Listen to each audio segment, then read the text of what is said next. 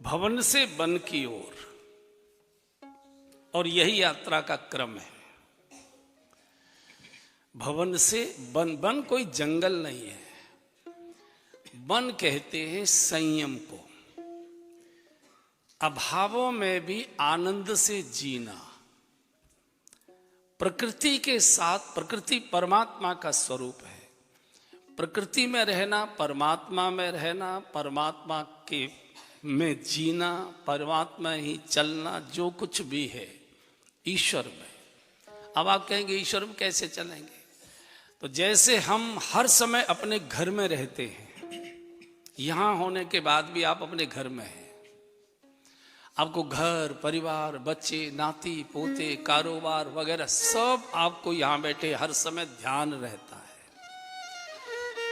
तो हर समय वन कहते हैं कि अभी तक हम लोग कारोबार में थे, सांसारिक उलझनों में फंसे थे।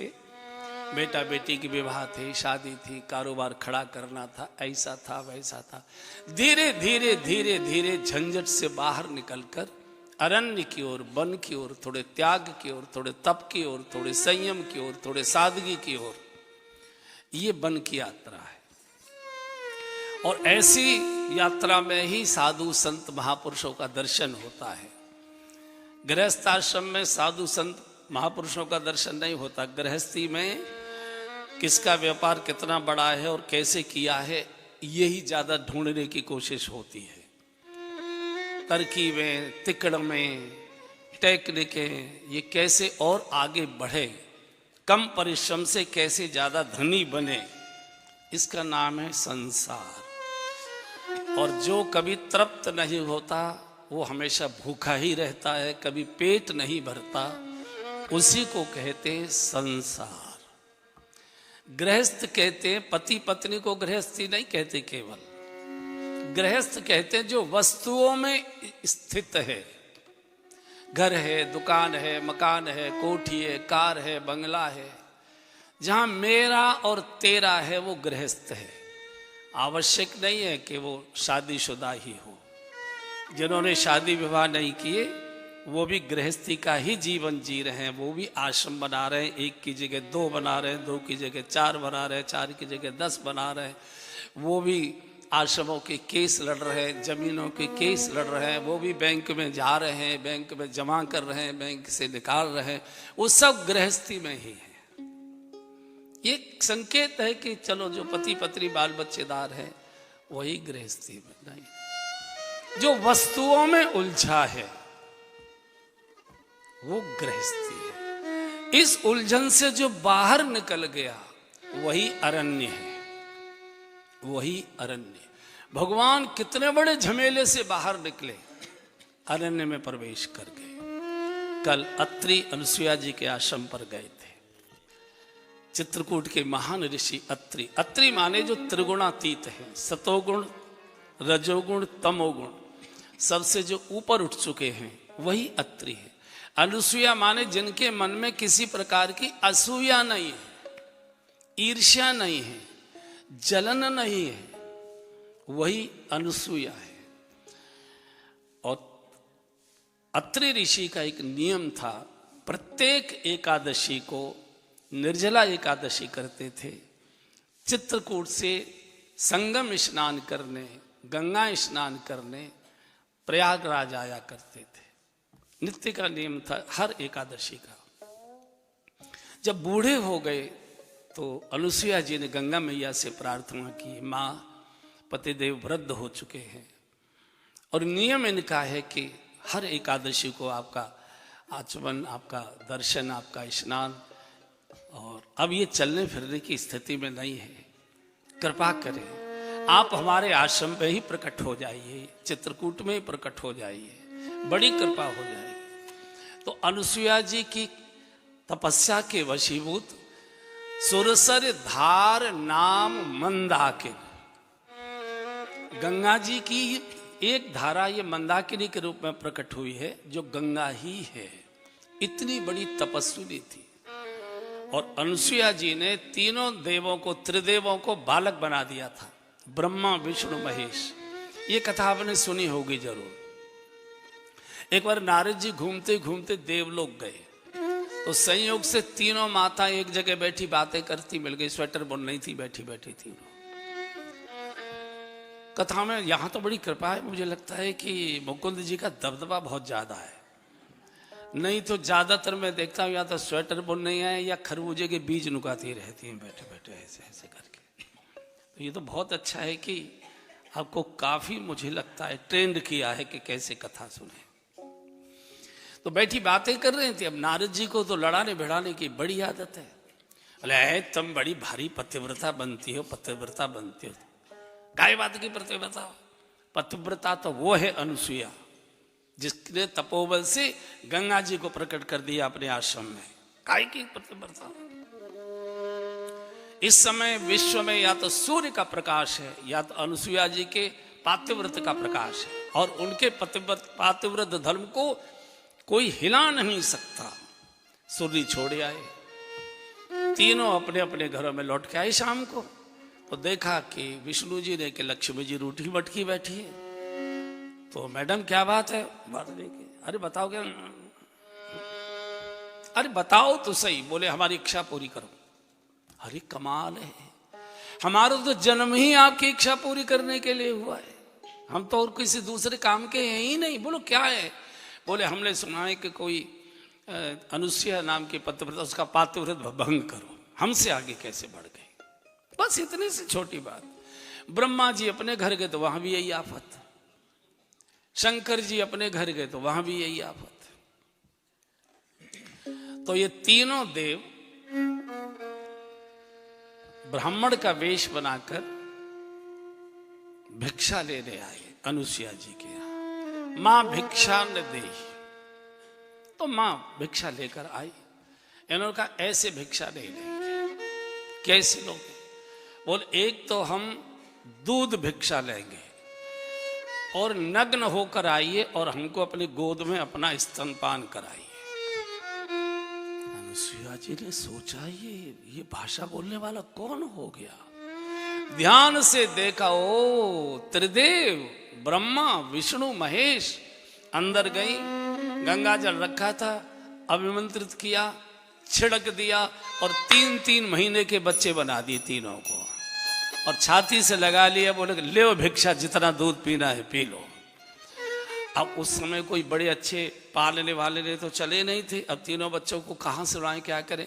तो बाहर वृक्ष था, बट वृक्ष, उस पर एक झूला सा, एक पालना सा बना दिया और दूध पिला दें और तीनों को लिटा दें। अच्छा उस समय कोई स्वास्थ्य को और टीटी बनियान और ये तो चले नहीं थे, एक अच्छा बनियान, और छोटे 3 महीने के बच्चों को कपड़े की जरूरत भी नहीं, तीनों को नंग धड़ंग लिटा देती थी, अपना तूफान मचाते रहते थे।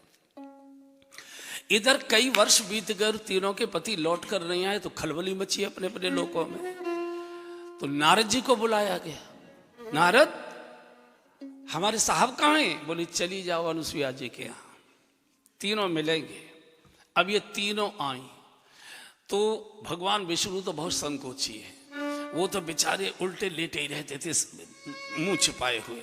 अच्छा शंकर जी को तो नंग धड़ंग का अभ्यास है, उनको तो कोई चिंता नहीं है, वो तो हमेशा बात वही है, वो अपना मस्त रहते थे। तो छम छम छम छम करते जब तीनों माताओं के आने की सुनी, पायल बजी और आने की आहट देगी, तो शंकर जी ने ऐसे उछक के देखा तीनों की घरवाली आ रही। भगवान विष्णु जी ब्रह्मा जी तीनों घर अब तो एक दूसरे के पेट में छुपने की कोशिश कर रहे हैं, सिर को उल्टे हो चुप। अनुसुईया जी से आके तीनों ने प्रणाम किया, रोया, माँ हमसे अपराध हो गया, हमने सुना है हमारे पति आपके यहाँ हैं, हमारे पति हमको वापस कर दो। अच्छा तुम्हारे पति हैं वो? हाँ, बाहर पालने में ढूंढ रहे, अपने अपने पहचान लो, उठा के ले जाऊं। अभी आए तो तीनों उल्टे पड़े हुए, किसी का चेहरा नहीं दिखाई दे रहा है, तो ऊपर से तो पहचान हो नहीं सकती थी। बड़ी मुश्किल हो गई, घबरा गई, क्योंकि डर लगता है कहीं ब्रह्मा सरस्वती के हाथ में कहीं विष्णु ने हाथ पड़ जाए, लक्ष्मी जी के हाथ कहीं शंकर जी ने पड़ जाए। बड़ी मुश्किल, बहुत रोई, नाक रगड़ी, गिड़गिड़ाए, माँ हम क्षमा मांगती हैं, हमारे पतियों को वापस कर दो।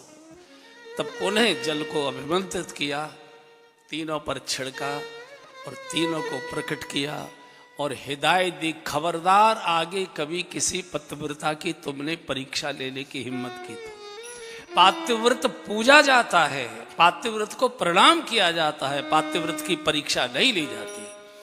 इतनी बड़ी तेजस्वी इनका दर्शन कर रहे, अत्रि ऋषि का दर्शन कर रहे, भगवान स्वयं आश्रम में गए हैं। जैसे ही पहुंचे अत्रि ऋषि दौड़ कर आए हैं, भगवान ने साष्टांग प्रणाम किया है। माँ ने, भगवान ने कहा कि जानकी जी अंदर माँ है, जाओ प्रणाम करो।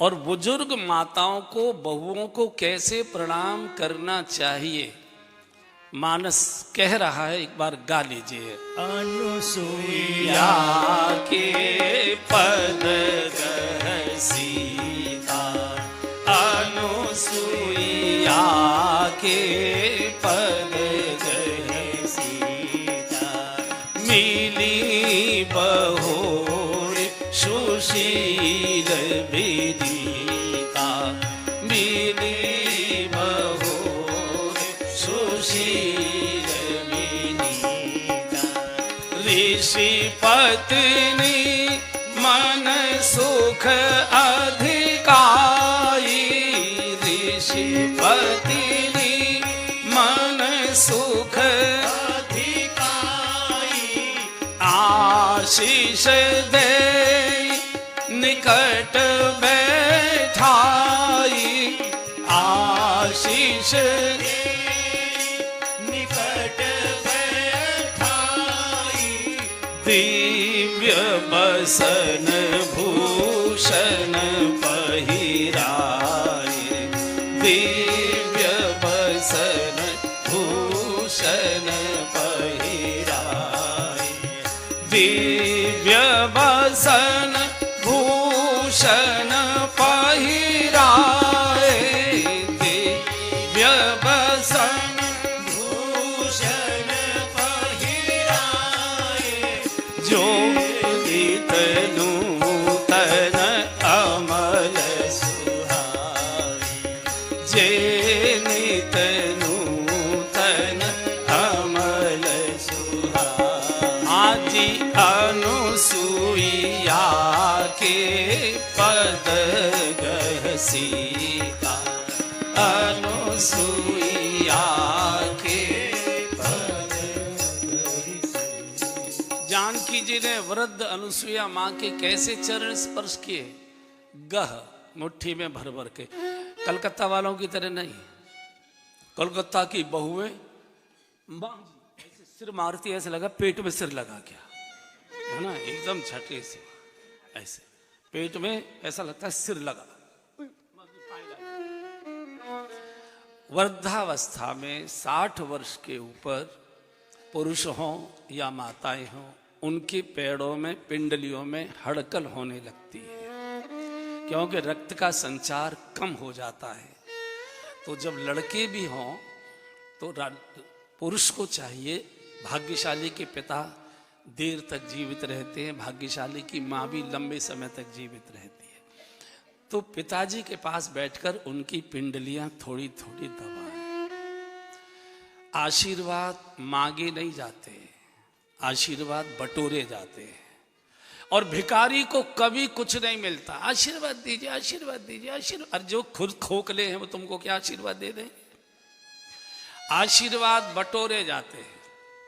पुत्र पिता के पास बैठे सायंकाल रात्रि को थोड़े थोड़े, चाहे 10-15 मिनट लगाए, लेकिन ऐसे ऐसे उस पर राहत में। और सास अगर हमारी जीवित है, भाग्यशालिनी की सास भी लंबे समय तक जीवित रहती है, अभागे की सास जल्दी चली जाती है, बहू जो अभागी होती है उसकी सास जल्दी चली जाती है, भाग्यवान बहू होती है उसके साथ लंबे समय तक आशीर्वाद देने के लिए उपस्थित रहती है। तो केवल ऐसे मत छूइए, ऐसे ऐसे। आपने देखा होगा जब बूढ़ी माताओं के बहू ऐसे ऐसे पैर दबाते, माँ बोलती है ना, इसका मतलब क्या है? अंदर से इतनी राहत के आशीर्वाद निकलते हैं, उसको जो कसक होती है पैरों में, पिंडलियों में जो पीर होती है, उसमें राहत होती है, अपने आप आशीर्वाद निकलता है। बिटिया, बहू रानी, सुहागिन बनी रहो, सुखी रहो, पुत्रवती हो, धनवती हो, सौभाग्यवती हो। मांगने से कुछ नहीं मिलता, मांगने से दुत्कार मिलती है, फटकार मिलती है। हम सब फटकारते, कोई भिखारी नौजवान सा आ जाए, शर्म नहीं आती? जवान होकर भीख मांग रहे हो, काम नहीं कर सकते हो? मांगने से केवल अपमान मिलता है, बटोरा जाता। आशीर्वाद की गंगा तो बह रही, बटोरो तो सही। जानकी जी के कैसे, और ये जगन माता है जानकी जी। जगन माता अपने अंश को ही एक प्रकार से सेवा कर रही है, बहुत प्रकार के आशीर्वाद दिए हैं। बेटी, तुम अगर पति के साथ नहीं आती, तुमने नारी धर्म को बचा लिया जानकी अपने आचरण से। अगर तुम नहीं आती तो जगत की स्त्रियां पातिव्रत धर्म छोड़ देती और वो तुम्हारा नाम लेकर पति का सुख में तो साथ देती, दुख में साथ छोड़कर चली जाती। और तुम्हारा उदाहरण देती, जब जानकी जी ने दुख में अपने पति का साथ नहीं दिया और हम नहीं दे रहे तो कौन खास बात हो गई। तुमने भविष्य की स्त्रियों के लिए पातिव्रत धर्म की लीक को सुरक्षित कर दिया। दिव्य बसन भूषण पहराई, मालूम है 14 वर्ष बन को आई हो, कौन कपड़े धोएगा, झाड़ियों में उलझेंगे, फटेंगे। तो ऐसे वस्त्राभूषण धारण करा दिए जो न कभी मैले होंगे न कभी जर्जर होंगे, नित्य नूतन रहेंगे। जानकी जी ने कहा कि माँ, मुझे नारी धर्म का कुछ उपदेश करें ताकि कुछ कोई मुझसे गलती न हो। बूढ़ी अनुसुईया जी के नेत्रों से आंसू आ गए। बेटी, तू तो नारी धर्म की मूर्तिमंत प्रतीक है, लेकिन तेरे बहाने से, तेरे माध्यम से मैं जगत की स्त्रियों को नारी धर्म की कुछ चर्चा करना चाहती हूँ। और अनुसुईया जी ने उपदेश दिया है कि जानकी, पति कैसा भी हो, वृद्ध रोग वश जड़ धन हीरा, वृद्ध रोग वश जड़ धन हीरा, अंध बधिर क्रोधी अति धीरा, अंध बधिर क्रोधी अति दीना, ऐसे उपति कर किए अपमाना, ऐसे उपति कर किए अपमाना, नारी पाप यमपुर दुख नाना, नारी पाप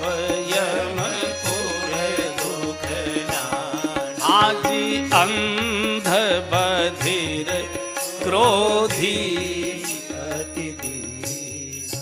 जानकी बिटिया, पति कैसा भी हो, अंधा हो, बहरा हो, लूला हो, लगड़ा हो, क्रोधी हो, धनहीन हो, कैसा भी पति हो, ऐसे उपति कर किए अपमाना, ऐसे पति का भी जो स्त्री अपमान करती है, नार पाव यमपुर दुख नाना। स्त्री के लिए, पत्नी के लिए पति ही देव है, सारी पूजा पति के चरणों में निवास करती है। लेकिन ये प्रसंग सुनकर पुरुष कई ऐसा न सोच लें कि अब यहां से जाएं घर, आइए हमारे पैर धोइए, हम देवता बनकर आए हैं। ये दोनों के लिए, गाड़ी दोनों पहियों से चलती है, साइकिल दोनों पहियों से चलती है। गृहस्थ की साइकिल एक पहिए से नहीं चलती, एक स्वस्थ है और एक पंचर है, बस्ट हो गया, नहीं चलेगी, घिसटेगी। जहां पत्नी के लिए पति साक्षात देव है, पूज्य है, वही पति के लिए भी पत्नी केवल हमारी सेविका नहीं है, निःशुल्क सेविका नहीं है, हमारे भोग की सामग्री नहीं है, वो भी साक्षात देवी है, जगन माँ है। वो उसके प्रति भी पति के मन में उतना ही पूज्य भाव चाहिए, तब गृहस्थ की गाड़ी अच्छी चलती है। अन्यथा तो जैसे आज घिसट रही है ऐसे ही घिसटेगी, ऐसे ही घिसटेगी। ये मानस मन का रंजन करने के लिए नहीं है, ये मानस चरित्र है और चरित्र करके दिखाया जाता है। गीता ज्ञान है, ज्ञान बोलकर दिया जाता है। यह गीता का प्रवचन हुआ, अच्छी बात है, लेकिन गीता हमारे लिए नहीं है, गीता हमारे लिए नहीं है। गीता केवल अर्जुन के लिए थी, उस समय पांचों पांडव, धर्मराज युधिष्ठिर थे, पांचों पांडव देवताओं के अंशावतार थे। युधिष्ठिर तो साक्षात धर्मराज थे, लेकिन भगवान ने किसी को नहीं बुलाया, केवल अर्जुन को, केवल अर्जुन को। क्यों? क्योंकि अर्जुन के मन में कृष्ण के अतिरिक्त कुछ था ही नहीं, केवल वो कृष्ण को ही जानते थे। मैंने शायद बोला था, यहां बोला होगा कि युद्ध के समय दुर्योधन सेना मांग कर लाया और कृष्ण निहत्ते, ये अर्जुन कृष्ण को निहत्ते कृष्ण को मांग कर लाए, निहत्ते। तो भगवान ने पूछा, अर्जुन भले आदमी, युद्ध का समय था, सेना मांगनी चाहिए थी, मुझ निहत्ते से क्या तुझे युद्ध नहीं जीतना था क्या? अर्जुन ने कहा कि मैं युद्ध हारने को तैयार हूं, हरि को छोड़ने को तैयार नहीं हूं, हरि को हारने को तैयार हूं। जिसका इतना समर्पण है, सब युधिष्ठिर धर्मराज सब सत्ता के लिए ये संघर्ष कर रहे थे, अर्जुन केवल कृष्ण के सानिध्य के लिए युद्ध कर रहा था कि 18 दिन कम से कम साथ तो रहूंगा मैं, मेरे सानिध्य में तो रहेंगे, मैं उनके चरणों में तो रहूंगा। तो गीता ज्ञान है, ज्ञान बोल कर दिया जाता है और चरित्र करके दिखाया जाता है। कृष्ण ने जो कहा है वो करणीय है, और राम ने जो किया है वो करणीय है। कृष्ण ने जो किया है, अगर वो करना शुरू कर दोगे तो हर गली में ठोके जाओगे, हर गली में ठोकाई होगी। तो उपदेश दिया है हमारे सबके लिए अनुसुईया जी ने। यहां से विदा होकर कहा, बेटी तुझे क्या नारी धर्म का उपदेश करूं, तू तो धर्म की साक्षात मूर्तिमंत प्रतीक है। जगत की नारियों को भविष्य में ठीक से गृहस्थ आश्रम चले, इसके लिए तेरे माध्यम से मैंने जगत के लिए कुछ बातें बोली हैं। यहां से आशीर्वाद लेकर आगे चले।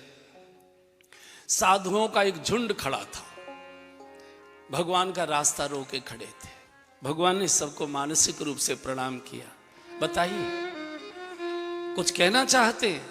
बोले प्रभु ये देखो, हड्डियों का एक बड़ा भारी ढेर दिखा दिया, हड्डियों का। तो भगवान ने कहा कि इतनी हड्डियां क्यों रखी हुई हैं, कोई खाद वगैरह बनाते हैं क्या, कोई खाद की फैक्ट्री? अरे महाराज क्या बात कर, जानकर अनजान बन रहे हैं। ये राक्षसों ने हमारे साधु ब्रह्मचारियों को खा खा के हमारे आश्रम के सामने खाते थे और हमारे दरवाजे के सामने हड्डियों का ढेर लगा दिया है, हमको दुख देने के लिए, चढ़ाने के लिए। और जब संतों ने ये कहा, प्रभु रो पड़े। अस्थि समूह देखी रघुराया, अस्थि समूह देखी रघुराया, पूछी मूलिन लागी अति दाया, पूछी मूलिन लागी अति दाया।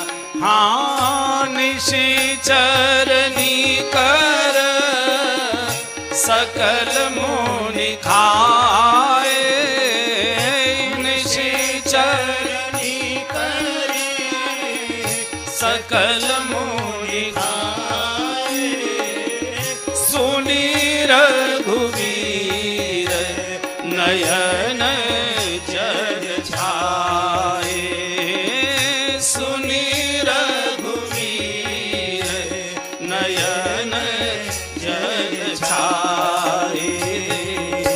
अस्थि समूह देखी रघुराया, अस्थि समूह।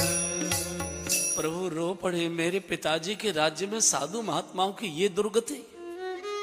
मैंने शायद विवाह प्रसंग में भी सुनाया था आपको कि भगवान ने जब विश्वामित्र जी आए थे भिक्षा मांगने के, अनुज समेत देव रघुनाथा, मैं याचन आया हूं, नृपतोई में भीख मांगने आया हूं तुम्हारे पास, राम और लक्ष्मण को मुझे दे दो। असुर समूह सतावहि मोहि, राक्षसों के समूह हमको सता सता के मार रहे हैं। उसी समय भगवान ने संकल्प ले लिया था, एक पत्नी के साथ विवाह करूंगा। पहला, चूंकि दशरथ जी के 7.5 रानियां थी, निकल ही नहीं सकते थे भवन में से। और दूसरे राज गद्दी पर बैठने से पूर्व पैदल पहले अपने राज्य में भ्रमण करूंगा, अध्ययन करूंगा समस्याओं का कि मेरे राज्य की प्राथमिकता क्या है, प्रथम समस्या का समाधान किसका होना है। सकल मुनि के आश्रमन जाए जाए सुखदीन। भगवान का धैर्य रखो, प्रतीक्षा करो, अब आपको रोने की आवश्यकता नहीं पड़ेगी। मैं स्वयं एक एक कुटिया कुटिया आश्रम आश्रम जाऊंगा और जब तक एक एक राक्षस का विनाश नहीं कर देता तब तक अयोध्या वापस नहीं लौटूंगा, लीला पूरी नहीं करूंगा। साधु संतों को संतोष हुआ, सबने आशीर्वाद दिया। यहां से आगे बढ़े। एक सुतीक्षण नाम के ऋषि थे। ये 5 वर्ष की अवस्था में पिताजी ने गुरु के चरणों में इनको दे दिया था। सुतीक्षण जी के पिताजी ने, अगस्त ऋषि इनके गुरु थे। छोटा सा बालक, तो बड़ी बड़ी रस भरी कथा है, शायद मैंने ही सुनाई होगी या आपने सुनी भी होगी, पढ़ी भी होगी। अगस्त ऋषि गोदावरी के किनारे रहते थे। अच्छा, जंगल में ठाकुर जी तो रखे नहीं जा सकते, जो राग भोग ये वो सब बहुत झंझट होता है। सालिग्राम जी में कोई कुछ करने की जरूरत नहीं, दिखा के खा लो और धो के पी लो, ऐसा सालिग्राम जी के बारे में। सालिग्राम की स्नान करो, चरणामृत पी लो और दूर से दिखा दो, खा लो। उनके लिए कोई ड्रेस व्रेस की भी जरूरत नहीं है, गोल मटोर की क्या ड्रेस चाहिए। तो एक बार क्या हुआ कि अगस्त ऋषि को कहीं बाहर जाना था, किसी संतों के सम्मेलन में जाना था, जरूरी था। तो कहा कि सुतीक्षण, मुझे 3-4 दिन के लिए बाहर जाना है, बेटा ठाकुर जी को गोदावरी स्नान करा लाया करना और चंदन लगाकर सिंहासन पर पधरा देना, तुलसा दल चढ़ा देना, बस इतना ही, बाकी पूजा पाठ आके मैं कर लूंगा। अच्छा, बच्चों को पूजा पाठ करने का बड़ा शौक होता है। जिनकी दादी बाबा करते हैं उनको छोटे छोटे बच्चे बैठ जाया करते, दादी माँ हम भी करेंगे, हम भी नहीं अभी तू छोटा है, अभी थोड़ा बड़े हो जाओ तब करेगा, ऐसा होता है ना। तो बच्चों की बहुत उत्सुकता होती है। तो ये तो चाहते ही थे कि गुरुजी जाते ही नहीं थे कभी, तो ये गए। तो अगले दिन ये सालिग्राम जी को लेकर गोदावरी स्नान कराने गए। भादों का महीना था, जामुन के पेड़ों पर बड़ी बड़ी काली काली जामुन लटक रही थी। अच्छा, जामुन देख के अच्छे अच्छे आदमी का मुंह में पानी आ जाता है। जैसे नींबू है ना, नींबू, नींबू कटा हुआ नींबू, कोई सामने कथा सुना रहा हो और उसको ऐसे नींबू चूसने का नाटक ऐसे करो तो कथावाचक बोल ही नहीं सकता, उसके मन में पानी भर जाएगा। तो ऐसा हमने किया है, इसलिए हमको अनुभव है इसका। हमारे गांव में कथावाचक आते थे, वयोवृद्ध थे, अच्छे गोल मटोर थे। गोल मटोर पंडित ज्यादा अच्छे लगते, सूखे से पंडित अच्छे नहीं लगते। गोल मटोर थोड़ा सा गेट वेट सब बढ़िया हो उनका, गेट वेट पेट तीनों चीजें। तो और एक भी दांत नहीं था, ढोलक बजा के वो कथा कहते थे, बढ़िया। वो बाजा बजाते थे, ढोलक वाला एक नीचे बैठता। गांव में ऐसी कथाएं हुआ करती थी गर्मियों के दिनों में। तो हम शैतान लड़के बच्चे थे, छोटे छोटे, ऐसे सामने बैठ जाते थे। इतना बढ़िया वो गाते थे, इतनी ऊंची बुलंद आवाज थी बिना माइक की कि पूरे गांव तक चली जाए। और जब वो आ करते थे, मंगल भवन मंगल, हा, पूरी गुफा दिखाई दे जाती थी। एक भी तिनका नहीं था, एक भी दांत नहीं था। तो हम लोग बच्चे भी बड़े शैतान होते हैं। तो नींबू काट के लाए हम, और कभी कभी नींबू न मिले तो वो आम, कच्चे आम चलते हैं उन दोनों में, कच्चे आम। तो कच्चा आम जैसे पंडित जी गाएं, हम कच्चा आम चबा, जैसे खट्टा वो हो जाता है, पंडित जी के मुंह में पानी भर जाए एकदम, उनसे कथा ही ना बोली जाए। कथा गाएं, चौपाई तो फुहारे से छूटे थूक के, चूंकि दांत एक भी नहीं था, रुकता ही नहीं था। तो 2 दिन तो उन्होंने तमाशा देखा। तीसरे दिन उन्होंने कहा इन लड़कों को यहां से हटाओ पहले, ऐसा। तो जामुन देखकर उनके मन में, मुंह में पानी आ गया। अब तोड़े कैसे जामुन का इतना बड़ा पेड़, 5 वर्ष का है बालक, क्या करे। तो सोचा कि सालिग्राम किस काम आएंगे, सालिग्राम किस काम आए। और जामुन में सालिग्राम दे मारे, काली काली जामुन। अरे भगवान से बालक मांगे तो 1 की जगह 10 गिरे। मीठी मीठी जामुन, प्रसन्न हो गए। सोचा गुरुजी को भी ले चलता हूं, गुरुजी आएंगे बहुत प्रसन्न होंगे। इनके भी मन में लोभ आ गया और भगवान को भी लीला की इच्छा हो गई। और इस बार जब जामुन में मारा गुच्छे में जोर से सालग्राम को, तो जामुन में तो लगा नहीं, सीधा गोदावरी में जाके गए। अब तो भादों में बहुत बाढ़ें रहती है नदियों में, भंडार चल रही थी नदी। अब तो ये घबरा गए। बहुत देर तक तो प्रतीक्षा करते रहे कि शायद भगवान नहाने के लिए गए, कूद के तैरने वैरने के लिए, लेकिन नहीं आए। तो चिल्लाने लगे, भगवान कितनी देर स्नान करोगे, जल्दी आओ, मुझे कुछ और भी काम करना है, गुरुजी डांटेंगे, आ रहे होंगे। अब भगवान हो तो आए भगवान। अब तो ये घबरा, अब क्या करें। तो बच्चे की बुद्धि बहुत तीक्ष्ण होती है और इनका नाम ही सुतीक्ष्ण है। तो एक मोटी सी जामुन ली और डुबोई और लाके सिंहासन पर पधरा दी और खूब चंदन लगा दे, खूब तुलसा दल चढ़ा दिया। अगले दिन अगस्त ऋषि आए। अगले दिन अगस्त ऋषि आए। सुतीक्ष्ण, हाँ गुरु जी, ठाकुर जी की सेवा पूजा ठीक है, बहुत अच्छी की थी। अब जब अगले दिन शाम को आए तो अगले दिन सवेरे ठाकुर जी को स्नान कराने लगे और जैसे डुबकी लगा के चंदन रगड़ा तो गुठली अलग और गूदा अलग। अब तो बड़ी मुश्किल, ये क्या हुआ। सुतीक्ष्ण को, ऐ सुतीक्ष्ण, हाँ गुरु जी। अरे ठाकुर जी कहाँ चले गए। ठाकुर जी मैंने तो यहीं पधराए थे, कहीं गए होंगे, कहाँ चले गए। अगर तूने यहीं पधराए थे तो ये गल क्यों गए। ये तो गुठली गूदा अलग अलग हो गया। और जैसी का गल क्यों गए। बालक बोला रो के, गुरु मैं क्या करूं, पुन पुन चंदन पुन पुन पानी, ठाकुर जी गल गए तो हम कहा जानी, हमको क्या माना। रोज रोज नलाओगे, रोज रोज चंदन लगाओगे तो ठाकुर जी तो गलेंगे ही गलेंगे। निकट, जब तक ठाकुर जी न मिले आना नहीं। 5 वर्ष का बालक गुरुदेव की आज्ञा को शिरोधार करके चला गया और संकल्प ले लिया, गुरुजी पत्थर के लेकर नहीं आऊंगा, असली ही लेकर आऊंगा। और गहन वन में बैठ गए। भगवान को मालूम था कि बालक मेरी प्रतीक्षा कर रहा है और मैंने हर दिन बोला है कि भगवान प्रतीक्षा से ही मिलता है। हमको भगवान की प्रतीक्षा करने आती ही नहीं। 2-2 कौड़ी के लोगों के पास घंटों बैठ जाएंगे। पूजा घर में ऐसा लगता है कि कोई कांटे चुभ हो रहा है हमको, कोई और बैठे, हम तो कुछ और ही करेंगे। बैठे थे, भगवान ने हिला डुला कर जगाया तो सुतीक्ष्ण देखा, प्रभु श्री राम। प्रणाम किया, बोलो क्या चाहिए, मांग लो तुम, आज हम तुम्हारी तपस्या से बहुत प्रसन्न है। सुतीक्ष्ण ने कहा, मुझे कुछ नहीं मांगना है, मेरी एक प्रार्थना है। क्या है। बोले, थोड़ी दूर आगे इसी गहन वन में मेरे गुरुजी निवास करते हैं, आप मेरे गुरुजी पर भी कृपा करें, उनको भी दर्शन दें।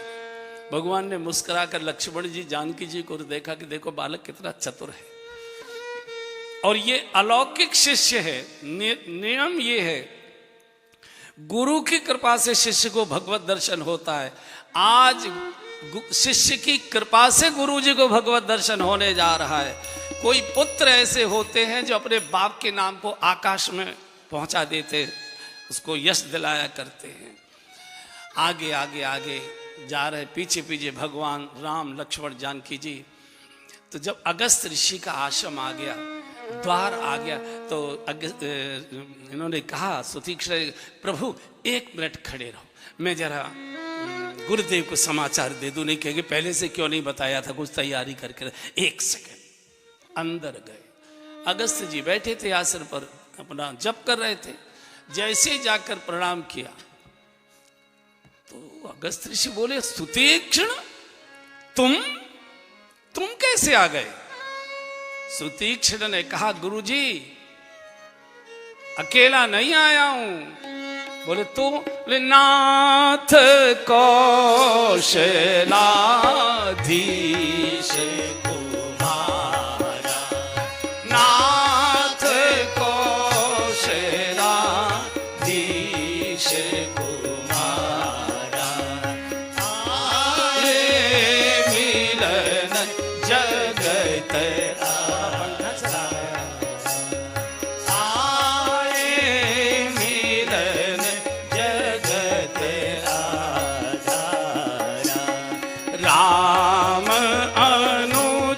समेत वैदेही,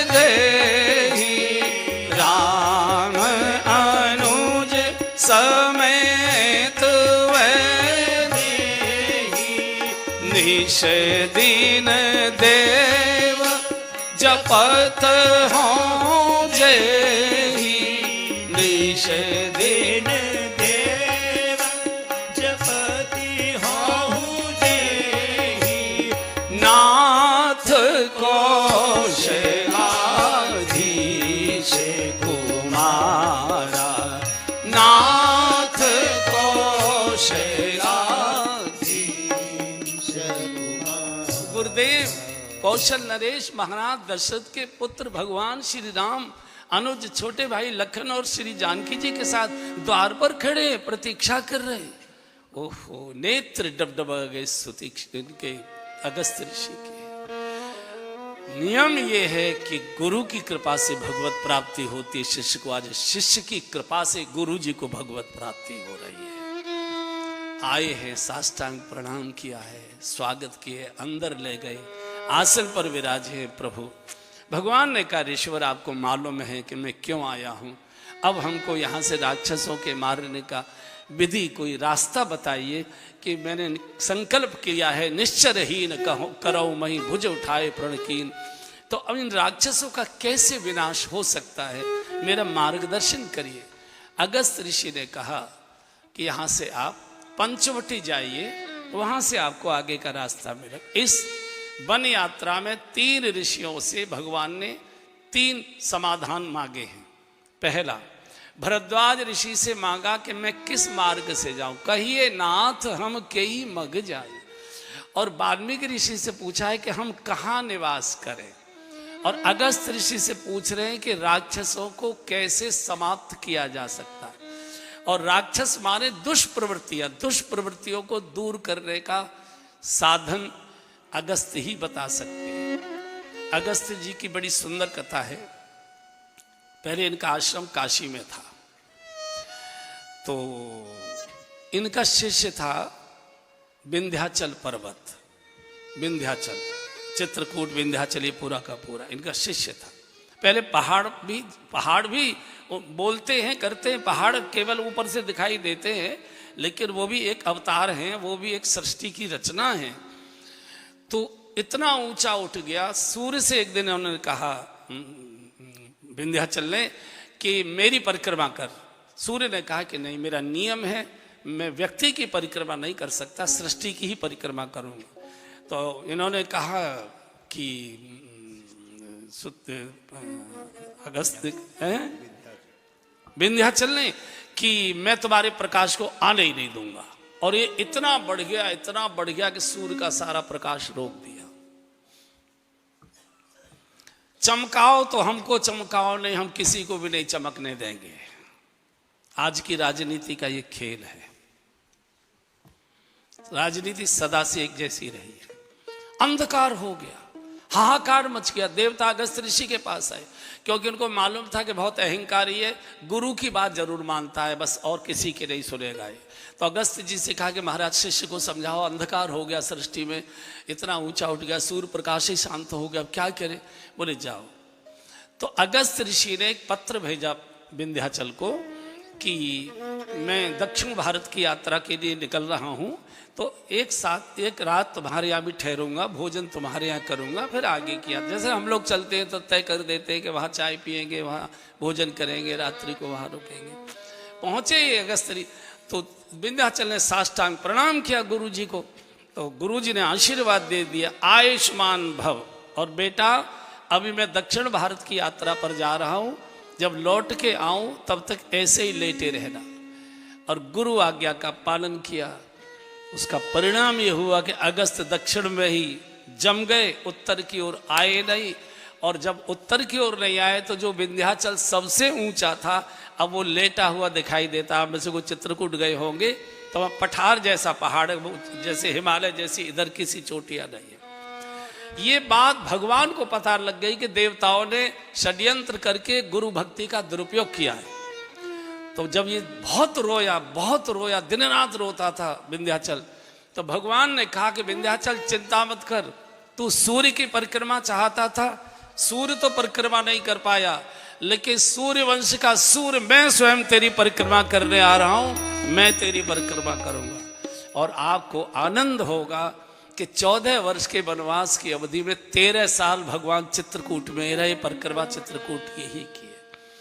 तो चूंकि जो अहंकार को दबा दे, अगस्त ऋषि ने 2 काम किए थे। एक तो पर्वत को दबा दिया और एक सारा समुद्र पी लिया था। आती है ना की कथा, समुद्र सोख लिया था, पी लिया था। जो ये 2 काम कर सकता है वही बुराई से बच सकता है, वही बुराई से दूसरे को बचाने का रास्ता बता सकता है। विंध्याचल अहंकार का प्रतीक था। जो अपने जीवन में किसी भी प्रकार के अहंकार को उठने न दे, पैसे का, पद का, प्रतिष्ठा का, परिवार का, कुल का, खानदान का, रूप का, गुणों का, किसी भी प्रकार के अहंकार को जो उठने न दे। और सागर कहते हैं शोक को, अवगाहि शोक समुद्र, जो बड़े से बड़े शोक को भी घूंट भर के पी ले, विचलित न हो जाए, वही भक्ति का, वही राक्षसों की बुराइयों का विनाश कर सकता है, वही भक्ति की स्थापना कर सकता है और बुराइयों का, राक्षसों का विनाश कर सकता है। बंधु और बहनों, आप सब बड़े बड़े परिवारों से हैं। आदमी 2 समय बिगड़ता है, या तो जब ज्यादा ऊंचा उठ जाता है, चाहे पद से, चाहे पैसे से, चाहे प्रतिष्ठा से, किसी गुण से, जब ज्यादा ऊपर उठ जाता है, अब हमारे सामने कोई नहीं है, तभी वो क्लब और बोतल और इधर और उधर बिगड़ता है। या व्यक्ति जब बहुत गहरे शोक में डूबा हो, तब व्यक्ति बिगड़ता है। किसी से पूछो, तुम तो चाय भी नहीं पीते थे, अब तुम 24 घंटे शराब में डूब रहे, तो क्या करें? इकलौता जवान बेटा था, मृत्यु हो गई कोरोना में, गम के मारे में मरा जा रहा था, नींद नहीं आती थी। तो इस गम को भुलाए रखने के लिए मैंने ये शुरू कर दिया। तो या तो बहुत बड़े गम में व्यक्ति बिगड़ता है, या बहुत बड़े अहम में व्यक्ति बिगड़ता है, बीच में नहीं बिगड़ता है कभी। बीच वाले ठीक बने रहते हैं।